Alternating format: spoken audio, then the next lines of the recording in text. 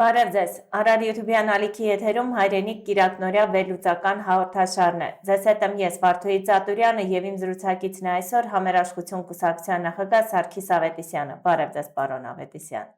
Պարոն Ավետիսյան, նախորդ շաբաթվա ընթացքում իրադարձությունները կարծես այնպես են ընթանում, որ սկսվում է նախընտրական այսպես կոչված քարոզարշավը։ Ըստ ձեզ, պատրաստվում են արդյոք մեր քաղաքական ուժերը նախընտրական քարոզարշավին։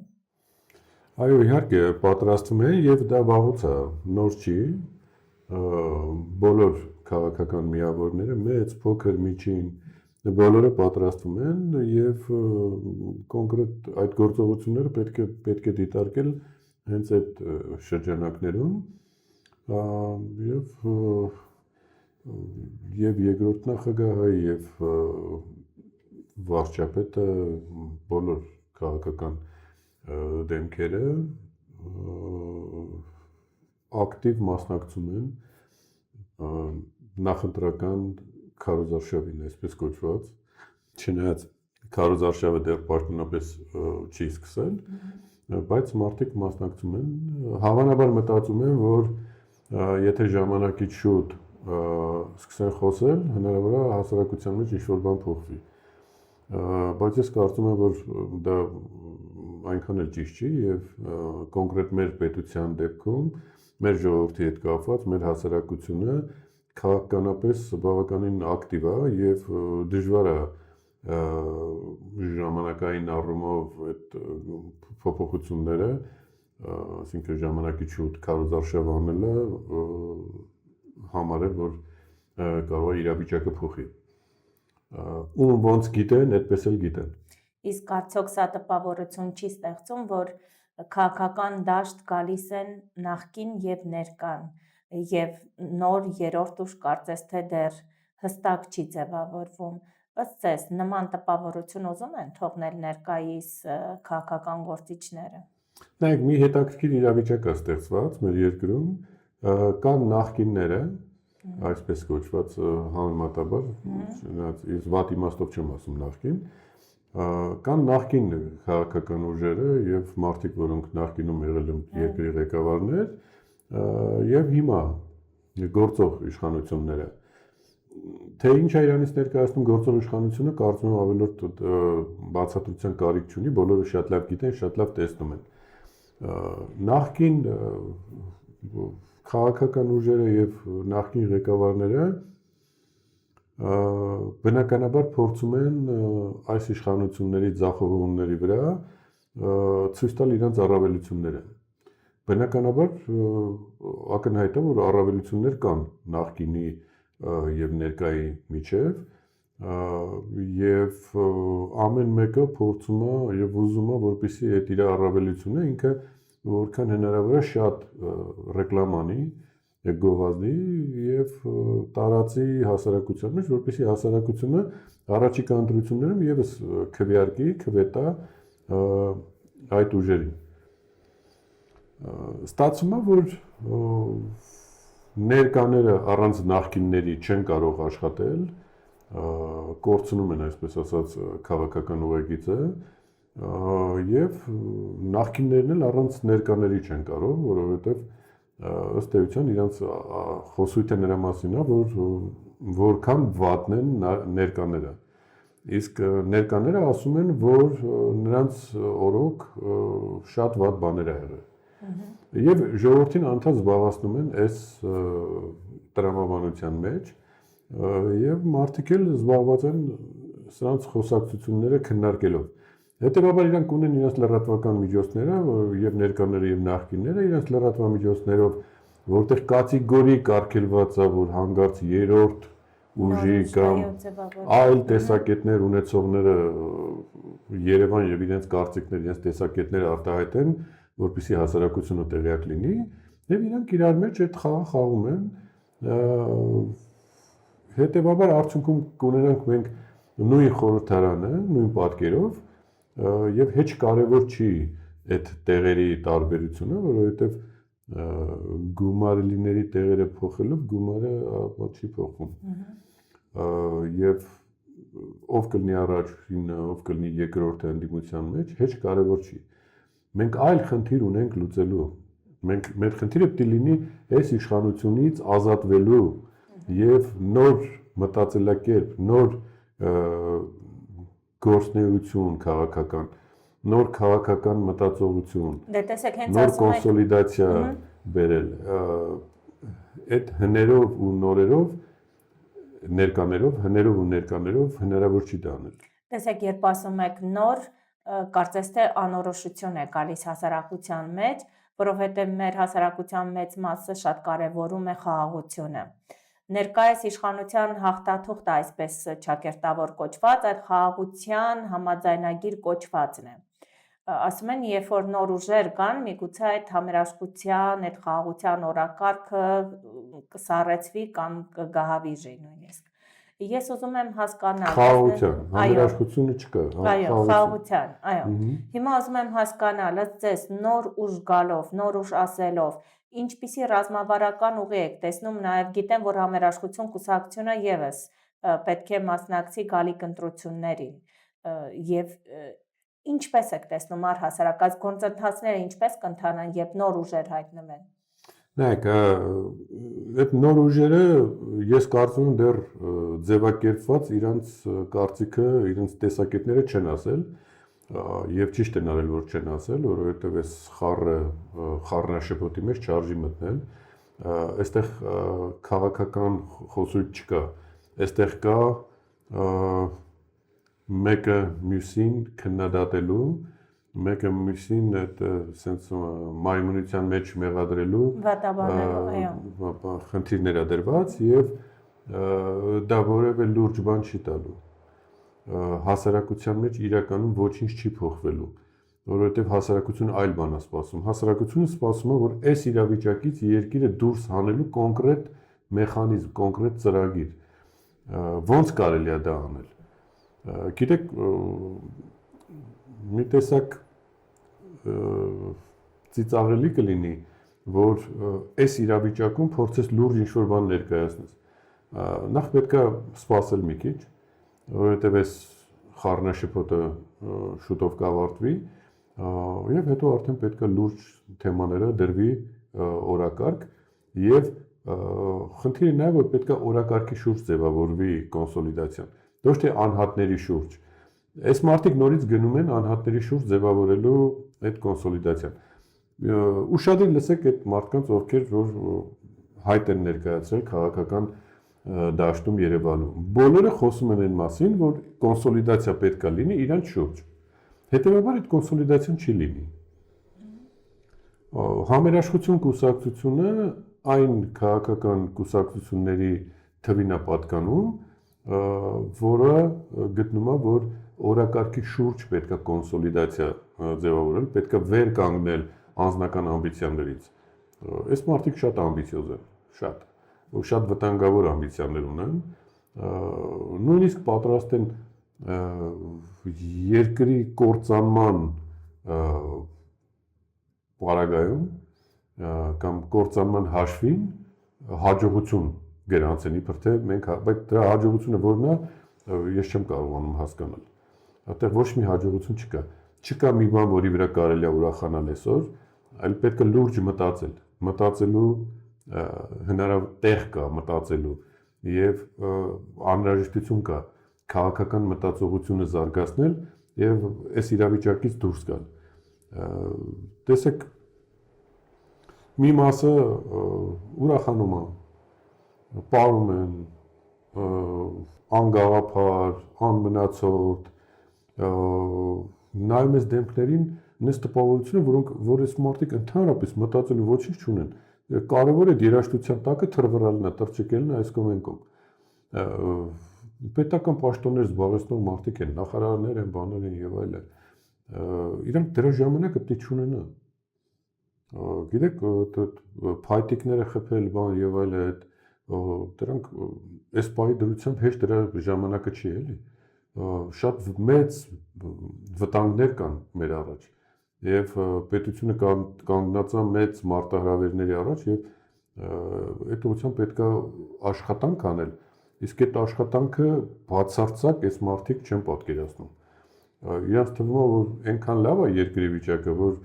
կարելի է ապարել, երգել, ուրախանալ եւ քեզ դրա համար ձայներ կտան եւ դա օգուտ կտա երկրին։ Մյուս մասն էլ մտածում է, որ այն հին մեթոդները, որ գիտեին, այդ հին մեթոդներով աշխատելով հնարավոր է սրանց հաղթել։ Դա չի կարալ այդպես լինի։ Դա արդեն հնություն է եւ այդ հնությունը չի կարա հիմա հաղթի։ Հետեւաբար անիմաստ շարժումներ են սրանք եւ հենց որ նոր ուժ մեջտեղ կգա, այդ ժամանակ մեր հասարակությունը կտեսնի, որ որքան լուրջ է այդ ամեն ինչը։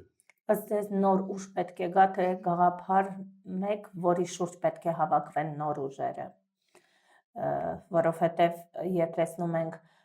մեկ ուժ է ի հայտ գալիս, անմիջապես փնովում է, անմիջապես փորձում է վատաբանել, վատ բույսի ներքո քողարկել եւ այլն։ Իսկ միգուցե գաղափարի շուրջ համախմբվեն, ես վստահ եմ նաեւ, որ ձեր կուսակցությունը եւս գաղափարական կուսակցություն է եւ այն միշտ գաղափարի շուրջ է համախմբում։ Ձեր կարծիքն եմ ուզում լսել։ Բնականաբար այդ ուժը չի կարող առանց գաղափարի լինի, պետք է գաղափարի ուժ լինի։ Այսինքն, գիտեք, միշտ խոսում են այն մասին, որ ուժն է ծնում իրավունքը, բայց պետք է հասկանալ, որ խելքի ուժն է։ Խելք նշանակում է գաղափար։ Այդ գաղափարախոսությունը պետք է ունենա քաղաքական ուժը, պետք է իմանա ինչի մասին են։ Հասարակությունը պետք է իմանա, այս մարդիկ ինչ են ասում, ինչ են ուզում անեն, ինչի մասին են խոսում, եւ հնարավոր է արդյոք այս կետերը իրականացնելով այս իրավիճակից դուրս գալ։ Եվ պետք է հասարակությունը լսի այդ մասին, որովհետեւ օրինակը, եթե բերենք, միշտ օրինակները կարևոր են, եզն էլ է ուժեղ, ինքը ուժ ունի, բայց քանի որ ինքը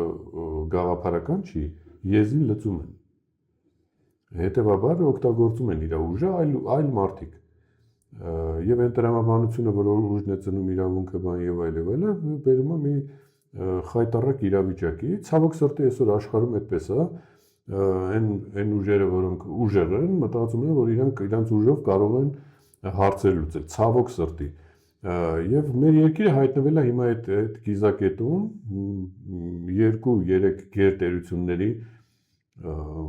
պայքարի այդ գիզակետում է հայտնված, ուստեղ պետք է խելացի լինել, որ դուրս գաս այդ վիճակից։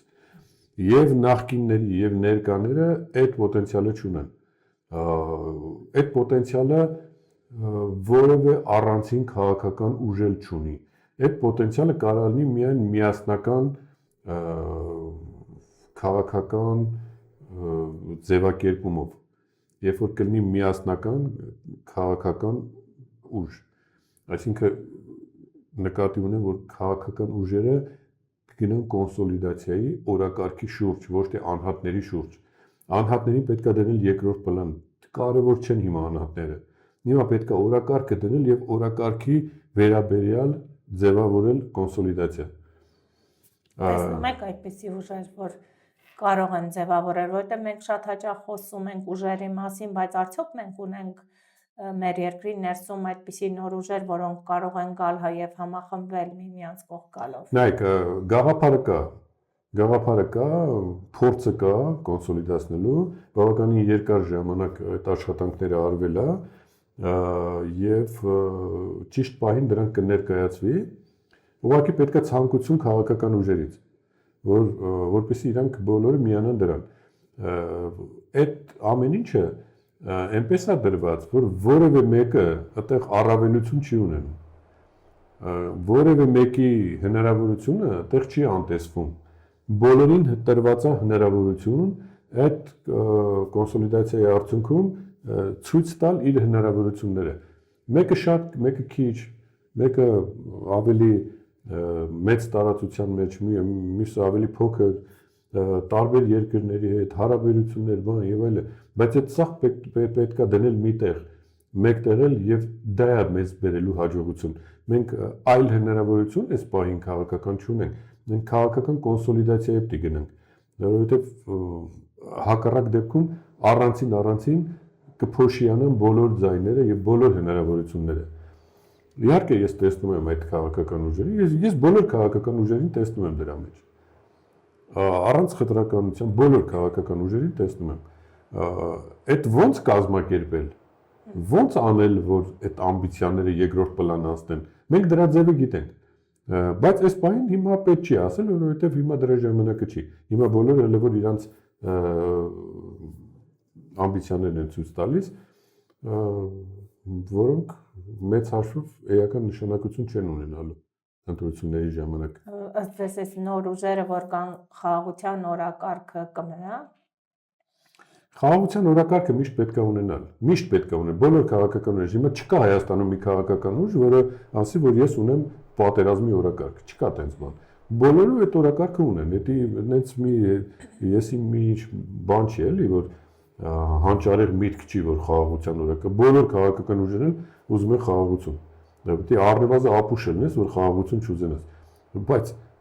ռեալը նայա թե ո՞նց է այդ խաղաղությունը ապահովելու։ Կարող ես արդյոք այդ հնարավորություններով այդ խաղաղության օրակարգը ապահովել։ Թե չես կարող, թե ուղղակի խաբում ես ժողովրդին։ Այսինքն դու պետք է ցույց տաս դու ո՞նց ես դա անելու։ Հիմա այն տարբերակը, որ այսօրվա իշխանությունները ցույց են տալիս, դա վստահություն չի ներշնչում։ Դա կախված է Ինչու՞ չի ներշնչում։ Մարդիկ հստակ ասում են, մենք հստակ օրակարգով գնում ենք։ Օրակարգ չկա։ Օրակարգը նայա, որ ամեն ինչը կատարում են ըստ Ալիևի։ Ալիևը ուզում է, տենց իրանք անում են, ուզում է անում են։ Այդ ժամանակահատվածը ուզելու եւ անելու հենց այդ խաղաղության փուլն է իրանք կարծիքով։ Այսինքն մի քիչ եթե ձգում են Ալիևի ասածը, ավելի երկար են խաղաղ մնում։ Հետո որ հանգարց մի քիչ ստացվում որ ինչ-որ մի բան չենք տալու, գնում է ասենք գյուղը, ասում է որ եթե չտակ մի շաբաթից պատերազմ է։ Դասն արևտուր են արդեն անում, շատ լավ է, ճանապարհները շուտով կբացվեն։ Լսեք Ալիևին ինչ ասում։ Իսկ Ալիևը ինչ ասում։ Ալիևը ասում է դու լիքը բաներ ունես անելու։ Այս կետը թուրքերը այնքան խելոք են, որ ինչ ասում են Ալիևի բերանով են ասում։ Հիմա վաղ Ալիևը կասի, որ ցեղասպանությունից պետք է հրաժարվել, պետք է քանդել այդ ամեն ինչ, այդ հուշարձանը բանը։ Կամաց սկսել եք, շարունակեք այդ այնց քանդել։ Եվ հային պետք է զրկեք ինքնությունից։ Իրանք ինչ են ասում, հիմա իրանք ինչ են տարածում։ Իրանք ասում են, որ այդ տրադիցիաները, այն մշակույթը, որ մենք ունենք, որ մենք տրադիցիաներ ունեցող ազգ ենք, չէ՞։ Հիմա ասում են, որ այդ ամեն ինչը պետք է հանել արանքից, որ հայից բան չմնա։ Եվ որ հայից բան չմնա, հայ համար ի՞նչ տարբերություն, ինքը Հայաստանում ապրում, թե Ադրբեջանում, թե բանը թուրքական Էրմենիստանում եւ այլն։ Այսինքն ոչ մի տարբերություն չկա։ Այսինքն սարքվում է Նիկոլստան, էլի, այդ կարգի մի բան։ Գլոբալիստական ինչ-որ մտածողություն, որ հայրենիքի հետ ոչ մի կապ չունի։ Բայց ազգային ուժերը պետք է դրա մասին մտածեն, չէ՞, որովհետև իրական հայերը ոչ ոք չի ցանկանում այդպես ապրել։ Բոլորը ուզում են, որ իրենք ապրեն ոնց որ ապրել են, արժեքներ կան։ Նայեք, ինչքան դժվար է մարդկանց միջից այդ բաները հանել, չէ՞, ասում են մոռացեք, պատմությունը մոռացեք։ Իրար հետ մարդկային վերաբերմունքը մոռացեք, հույր մի գնացեք իրար, հարազատություն, բարեկամություն, ամեն ինչ մոռացեք։ Այս մարդը եկել է նոր մշակույթ է ուզում մտցնի, նոր ոչ թե ուզում է նոր մշակույթ, այլ այդ գլոբալիստական վատ իմաստով, բացասական իմաստով գլոբալիստական երանգներ է մտցնում ամեն տեղ։ Հիմա հերթը հասավ եկեղեցուն, հայի հավատին հասավ։ Իհարկե այստեղ ջախջախիչ պարտություն կրեց, որովհետև այս թեման կարելի արդեն համարել պարտված, այս իշխանությունների։ Բայց պայքարը շարունակվում է այս իշխանությունը։ Իրանք այն տեսակն իրենք պայքարելու են մինչև վերջի ժամը, մինչև վերջի վայրկյանը։ Իրանց հնարավոր չի լռեցնել, իրանք անդադ այդ խոսալու են, անընդհատ։ Իրանք պարտությունը ասելու են մենք հաղթել ենք, բոլոր ձախողումները ներկայացնելու են որպես առավելություն։ Տեսել եք, չէ՞ ինչ տեսակ են իրանք, այս տեսակն են։ Իրանց հետ դժվար է ու այդ առումով իրանց հետ ոչ մի հույս պետք չի կապել, իրանց պետք է դնել մի կողմ, մտածել նոր օրակարգի շուրջ, նոր օրակարգը ձևավորել ու այդ նոր օրակարգով քաղաքական գնալ առաջ։ Ինչպես հասանելի դարձնել հասարակությանը այդ նոր օրակարգը, որովհետև շատ լավ հարց եք տալիս, ինչպես ներկայացնել հասարակությունը։ Հասարակությունը քաղաքական ուժերից եւ քաղաքական մարդկանցից լսումը, շփումը լրատվամիջոցների միջոցով։ Լրատվամիջոցների մեծ մասը վերահսկվում է, եթե չասեմ ամբողջովին, շատ հատուկենտ լրատվական միջոցներ կան, որոնք ազատ են։ Այդ լրատվամիջոցները նախկինների եւ ներկաների կողմից վերահսկվում են եւ ոչ մի ազատ խոսք հասարակությանը չի հասնում։ Իրականում հասարակությունը չի լսում այն մարդկանց, որը իրաց կբերի հաջողություն, որ կլսեն ու կասեն, այս մարդը ճիշտ է ասում, եկեք գնանք այս մարդու հետևից։ Սրանք աշխատում են ինչքան հնարավոր է այդ մարդկանց բերանը փակեն, շփումը կդրեն հասարակությունից, որ հասարակությունը միայն իրենց լսի։ Վատի եւ վատարագույնի մեջ լինի ընտրությունը, որ մարդիկ չկարանան որոշեն լավին ընտրեն, լավ մարդու ընտրեն, ոչ թե վատի ու վատարագույնի։ Հասկանում եք, այս է Իսկ հետո իրավիճակը։ ընտրությունների չեն գնում, նշում են, որ այսքան քիչ մարդիկ են մասնակցել Մարդիկ չեն ընտրությունների գնում, այո։ հասարակությունը ասում են անտարբեր է, սակայն ընտրության հնարավորություն չուներ հասարակությունը։ Այո։ Լավ, ինչպես գալ դրան բերել, որպեսզի ինչպես ճեղքում բերել ի վերջո նոր ուժերի, որովհետև սա կարևոր շրջափուլ է նաև մեր քաղաքական դաշտի համար ու մեր ժողովրդի համար կարող է նաև ճակատագրական լինել։ Նայեք, մի փոքր ասեմ, ամբողջովին չեմ ուզում բացել, բայց նայեք, քաղաքական տեսանկյունից պետք է նայել, այս իշխանությունները որտեղ են ձախողել, որտեղ չեն կարողանում հաջողության հասնել։ Պետք է գտնել այդ կետը եւ այդ կետից սկսել։ Հիմա ըստ մեր վերլուծության այդ կետը եկեղեցին է եւ վեհապարի հետ կապված այս պատմությունը։ Ստեղ ակնհայտ ձախողվել է այս իշխանությունը։ Հիմա անդիմությունը եթե ձայնը կտրի, այս թեմայով չխոսի, իշխանությունը կվերարտադրի իրան նորից եւ ինչ որ առումով կշրջանցի այս խնդիրը ու նորից կփորձի սա էլ վերագրել ինչ որ հաջողությունների։ Բայց հիմա ակնհայտ է գտնվել է այն կետը, որտեղից պետքա հենակետ համարել եւ այդ հենակետից սկսել շարժվել։ Ավելի չեմ ուզում բացել, բայց կարծում եմ բավականին այդպես բաց ասեցի։ Պարոն Ավետիսյան, արդյոք Համերաշխություն կուսակցությունը հայտ ներկայացնելու է ընտրություններին։ Բնականաբար, եթե քաղաքական կուսակցություն ես, պետք է մասնակցես ընտրությունների եւ խոսքը իրական ընտրությունների մասին է։ Տարբեր տեսակի մայմունությունների մենք ցանկություն չունենք մասնակցելու, մայմունիզմի այդ մասնագետները այլ են։ Մենք իրական քաղաքականության եւ քաղաքական ընտրությունների կողմնակից ենք։ Երբ որ մենք տեսնենք, որ հնարավոր է ընտրությունների միջոցով մասնակցել եւ հասնել հաջողության, բնականաբար մենք կմասնակցենք, մենք ունենք հնարավորությունները դրա մասնակցելու, այդ ներուժը ունենք, մենք քաղաքական գաղափարական կուսակցություն ենք եւ վերջնական որոշումը կընդունենք մոտ ժամանակներս եւ կհայտարարենք այդ մասին, հենց որ հայտարարենք այդ մասին, որ այո, մենք մտնում ենք քաղաքական process-ի մեջ, կհայտարարենք նաեւ թե ոնց ենք մտնում, ինչ ենք անելու, ոնց ենք գալու հաջողության։ Մենք այն ուժերից չենք, որ ինչ որ անհատական քննադատությունների են ենթարկում իրար, այդպես ասած հայոյում են իրար, մենք հայոյանքի կողմնակից չենք։ Մենք համերաշխություն գաղափարը կրող քաղաքական ուժ ենք, մենք սոլիդարիզմի կողմնակից ենք եւ մենք մեր աշխատանքների հիմքում ունենք լարմասի գաղափարախոսությունը, որը իրականացնելու ենք։ Հետևաբար մենք գաղափարական ուժ ենք, մենք անհատների կռիվ անող չենք։ Անհատների կռիվ անողները հիմա երևում են դաշտում։ Ամբողջ Հայաստանի քաղաքական դաշտը վերածել են կրկեսի, հիմա այդ կրկեսում էլ գիտեք ինչ է։ Հիմա իրանք զբաղված են դրանով, դրա համար մենք հիմա չենք խառնվում եւ որևէ ցանկություն չունենք իրանք գործունեությունը մեկնաբանել։ Թող իրանք իրար մեկնաբանեն, ինչ ասում են, ասեն։ Մենք կգանք այն ժամանակ, երբ որ ժողովուրդը հոգնած կլինի իրանցից եւ կուզի իրականում լուրջ խոսք լսել։ Արդյոք ուշ չի լինի այդ դեպքում։ Ես կարծում եմ ոչ։ Մենք ճիշտ ժամանակին գանք, ոչ ուշացած։ Պարոն Ավետիսյան, մեր ժողովրդի համար նաև քաղաքականության մեջ մի ցավոտ թեմա կա, դա Արցախի հարցն է։ Նախորդ շաբաթ մենք ականատես եղանք, թե ներկայիս իշխանությունը ինչպես է համարում այդ հարցը փակված եւ երկրորդ նախագահն գտնում է, որ Արցախահայերի իրավունքների վերաբերյալ կարելի է իրատեսական է համարում այս պահին պայքարել։ Դուք առհասարակ ինչպիսի մոտեցում ունեք, հաճախ ենք խոսում Արցախի մասին, ուզում եմ ձեր մոտեցումը լսել։ Նայեք, այս իշխանությունների մոտեցումը անընդունելի է իմ համար,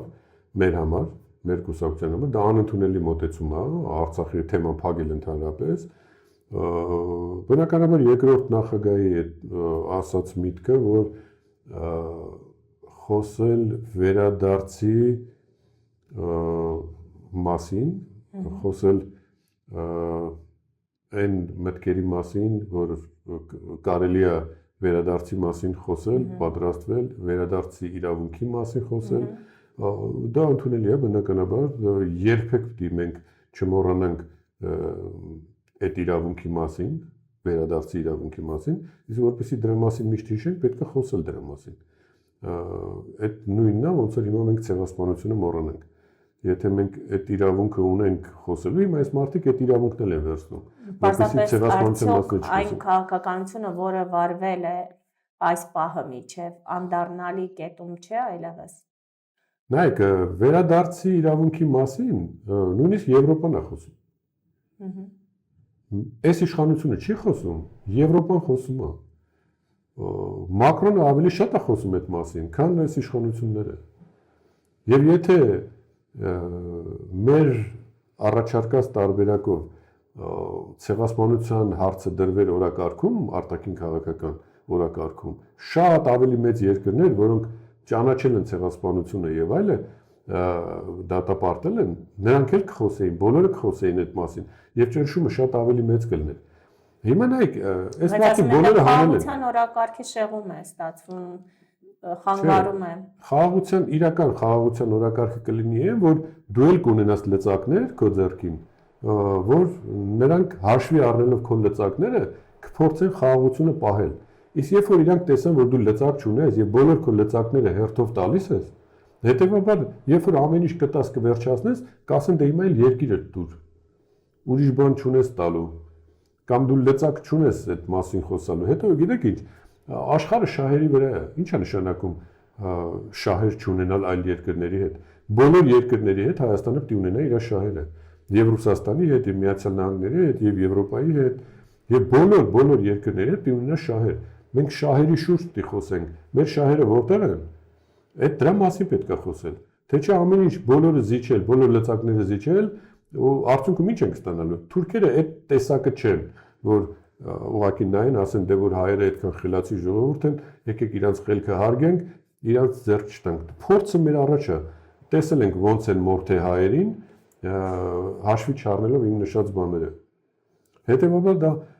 անիմաստ, անհեթեթ, դա նշանակում է չհասկանալ քաղաքականությունից եւ երկիր ուղղակի տանել կործանման։ Իսկ դա այդ կործանման տանելը ընդհանրապես ժամանակի հարց է։ Կարող է ենթադրենք մի 2 տարի, 3 տարի էլ տան, տենց մի կերպ քաշ տան, հետո կործանվելու է, չի կարա մնա այդ։ Այս օրակարգով ինչ որ ներկաները իմիկվա իշխանությունները տանում են, անհնար է երկիրը պահել։ Դա ուղիղ կործանման ճանապարհ է։ Նախկինները ինչ որ առաջարկում են, դա էլ անցած ճանապարհ է, գիտենք։ Հիմա պետք է նոր բան, նոր, որ այս ամեն ինչը հաշվի առնելով նոր մոտեցում գտբերի եւ դա կլինի մեր փրկության ճանապարհը։ Իսկ այդպիսի գաղափար, այդպիսի ճանապարհային քարտեզ կա, որը կարծում եմ շատ լուրջ մարդկանց հետ համաձայնեցված եւ ծրագրված կարելի է իրականացնել։ Նոր ճանապարհի մեջ ձեր այդ գաղափարական գիտեմ նաեւ մտնում է խոցելի խավը։ Խոցելի խավ ասելով այսօր ցավոք պիտի նշեմ նաեւ թոշակառուներին։ Արդյոք համարում եք, որ ձեր այդ ծրագրում կընդգրկվեն նաեւ այն մարդիկ, ովքեր այդ խոցելի խավը լինելով կունենան ավելի բարեկեցիկ ու նորմալ կյանք։ Բնականաբար իհարկե, մենք դա մեր առաջնակետերից մեկն է եւ այդ խոցելի խավերը, այսինքն թոշակառուները եւ անչափահասները, երեխաները, դրանք պետք է լինեն պետության համար ամենակարևոր առաջի տեղերում։ Եվ եթե պետությունը չի մտահոգված եւ չի ապահովում այդ խավերի արժանապատիվ կյանքը, այդ պետությունը մեր կարծիքով ձախողված է եւ ինքը իրավունք էլ չունի խոսել ժողովրդավարությունից, համերաշխությունից, սոցիալական հավասարությունից եւ այլն եւ այլն։ Դա առաջի տեղում պետք է լինի եւ նորից ուզում եմ շատ բարձ կրկնել այն Հայաստանում, որը վաղն է լինելու, այդ Հայաստանում ոչ մի թոշակառու պիտի վատ չապրի։ Բոլոր թոշակառուները, բոլոր անխտիր, բոլոր թոշակառուները աշխատանքային տարիները, այդ սոցիալական թոշակը կամ հաշմանդամության թոշակը, բոլոր նրանք, ովքեր անապահով խավեն, պետք է լինեն առաջի պլանում, առաջի տեղում եւ իրենք որևէ խնդիր պիտի չունենան։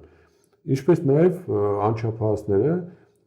բոլոր երեխաները պիտի նորմալ կրթություն ստանան, իրենց բարեկարգ կյանք ունենան, լավ դպրոցներ հաճախեն, լավ կրթության հնարավորություն ստանան։ Այն միջին խավը, որը աշխատելու է, դա արդեն ուրիշ խնդիր է։ Այն բիզնեսը, որը աշխատելու է եւ ապահովելու է այս երկու խավերին, այդ բիզնեսին պետք է տալ հնարավորություն, որ ինքը կարողանա նորմալ հարկեր վճարել, նորմալ բիզնեսը զարգացնել եւ այս մարդկանց ապահովել։ Մարի պարոն Ավետիսյան, մեր ժամանակը սպառվեց, հուսամ հաջորդ հաղորդմանը եւս կքննարկենք նոր ուժի ձևավորման ու գաղափարական ուժերին միասնական լինելու կարևորության մասին։ Իսկ դուք հարգելի հետևորդներ, հետևեք մեզ, դիտեք գաղափարական ուժերին, ովքեր իրոք մտահոգ են հայրենիքի մասին։ Մնացեք խաղաղությամբ, Աստված ձեզ պահապան։